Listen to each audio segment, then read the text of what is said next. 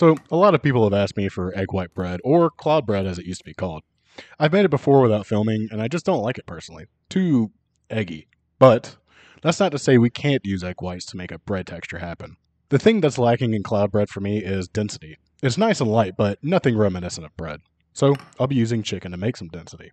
To start, separate 8 eggs, placing the whites into a bowl and the yolks into a blender. Next up, we'll want about 12 ounces of cooked chicken breast, which is about 14 ounces raw. I trimmed mine up because the chicken butchers were obviously on break the day they packaged this.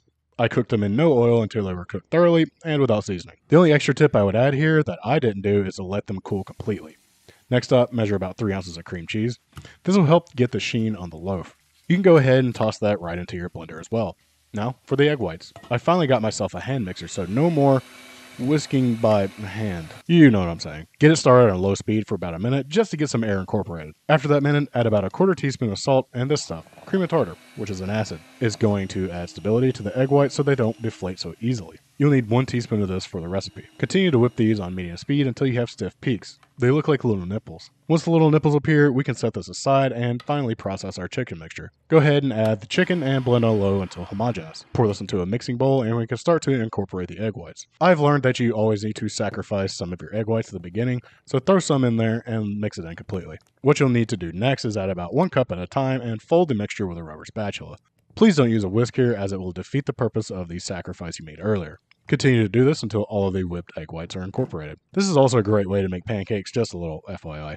Now, let's get a loaf pan and line it with parchment paper. Pour the mixture in and smooth out the top. Place it into an oven at 375 degrees Fahrenheit for 32 minutes or until nicely golden brown.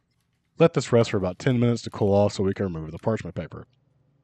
It did deflate a bit, but I know why, and I'll tell you. I promise. Cutting through it was a little difficult, but damn, that crumb looks mighty realistic. Crumb don't lie, as the kids say. It was really the crust that blew me away about this. I'm excited to actually taste this, and I've got to say, it tasted like chicken with a very moist bread texture. It deflated because it definitely could have cooked longer. See, I told you I'd tell you. Just like when I made the cornbread, I was confused and fascinated at the same time. It is delicious, but it can be improved. The test kitchen is calling my name, so I will see you back out there and make this again.